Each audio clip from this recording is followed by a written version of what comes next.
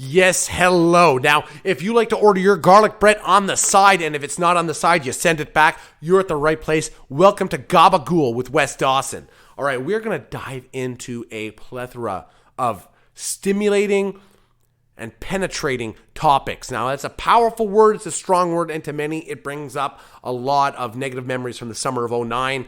I'll leave that to Gabriel Delson Pinto when he comes in as an expert panel member. I digress. We're going to dive deep into the human psyche on this episode. We're going to look at things. We're going to discuss subject matters that aren't easily digested by the common folk, aren't easily understood by people who don't have the highest level education such as I do. And it's something that really, I think it touches on the human experience. It's because you see, life, well, she's a delicate mistress. Can't come too hard, can't come too soft. She likes that Goldilocks, that secret little spot right in the middle.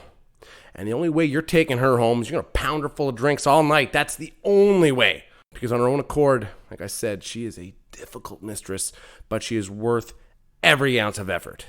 And please remember that this pounding of drinks and raucous good time, which I just described, is fully consensual on both sides.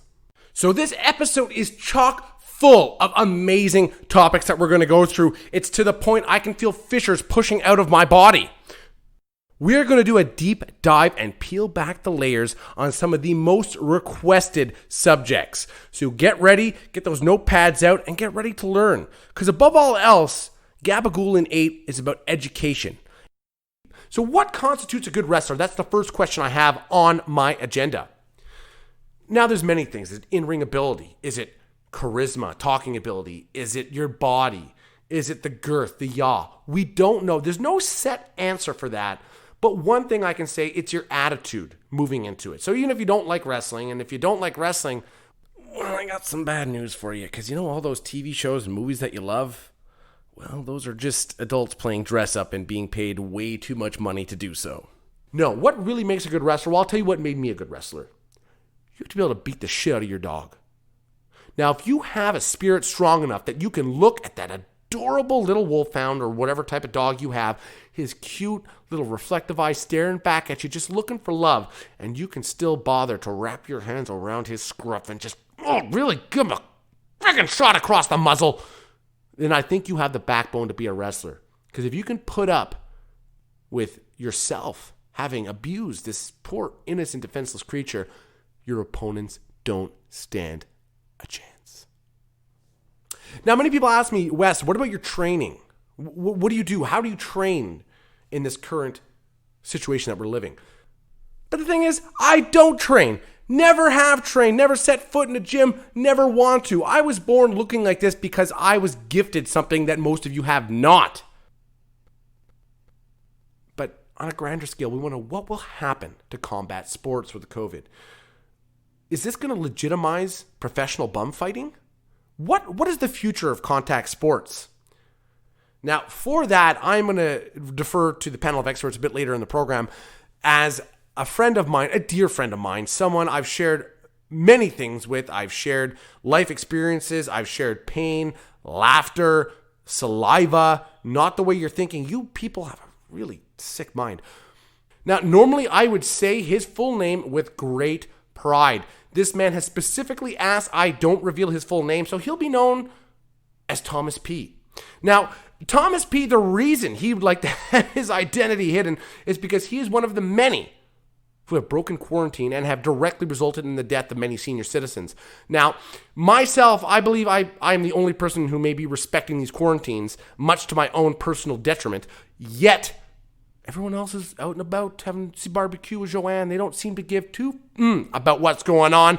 So Thomas P., we're going to have you on the show. I'm going to ask you some very grilling questions. I want to take a minute just to really digest your thoughts on the matter. So after that, we're going to talk on dating within the COVID situation.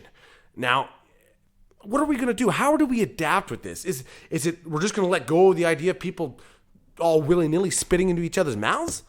Wait, my producer just informed me that's not actually a thing, and it's quite disgusting that I even brought that up.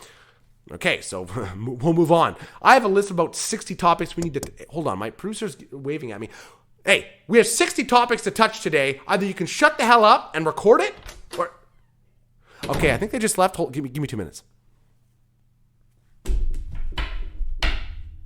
All right, now I am my own producer. So here's the thing. I'm going to just right away go into solutions for COVID. And I'm not talking these like Trump-esque ideas or the new way the CAC likes to think of. It'll be fine. I'm talking real solid solutions. My dear friend, I have nothing but good things to say about him other than the fact that he has indirectly and directly caused the deaths of many of my fellow citizens. Anyway, let's give him a ring.